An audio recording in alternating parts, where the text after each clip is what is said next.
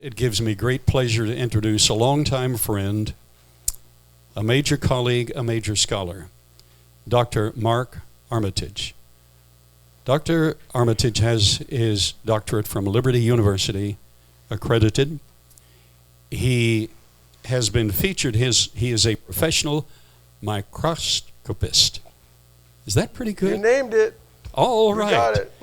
His work has been featured on the cover of 6 different professional secular magazines in this special field.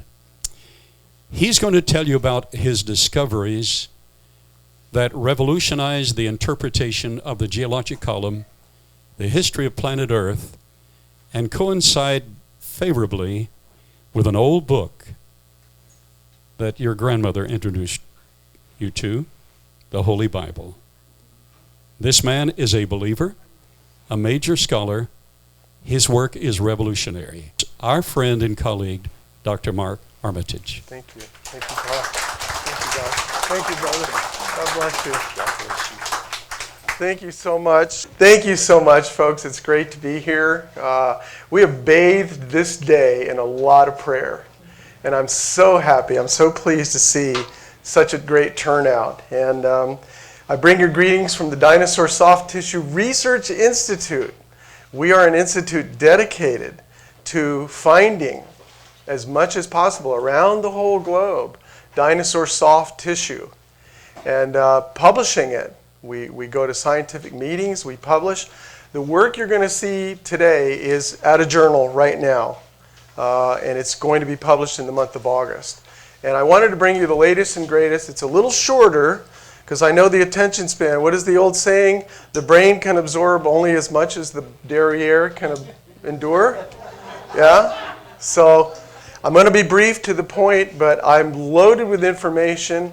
What we're going to do is, if you have not received a 3x5 card, and you might want to ask a question, raise your hand and Ruth will get you a card. And if you need a writing utensil too, let us know.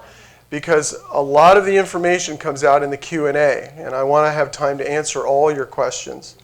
The Dinosaur Soft Tissue Research Institute is a 501c3 organization. We're headquartered actually here in Texas. And today you have the 3 founders, Ruth, myself, and Keith, who's our president. Keith Holcomb, stand up and say hello. This is our president. And wonderful, wonderful man, real heart of God, and I love you, brother, and I appreciate your partnership. But he's really helped us to get a solid foundation. And it's an open organization. We're all volunteers. None of us makes a dime.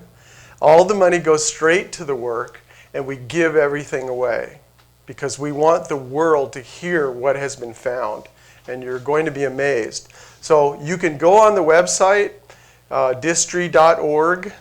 I'm going to point powerfully with my PowerPoint thing. But there's the website, distry.org. The paper reprints, so the papers that have been published in journals are available, and they'll continue to be available for free. There are selected videos, updates where we're speaking, and we don't charge to go. We depend on the Lord, and He provides the resources. And we have great plans to go speak at college campuses all over the country. So we'll give you updates. All our books are free. I have copies of Old Stretchy #1. This was published back in 2013 or 14, I think. And so each family gets a copy. And if I'm not looking, take 2. All right? But share the second one. We want this information to get into the hands of people who need it. Okay? If you want more information about me and the work, that we have a YouTube channel, just go to YouTube and search Mark H. Armitage. And there are videos that go all the way back to the beginning when I first discovered the soft, stretchy tissue, which you're going to see tonight.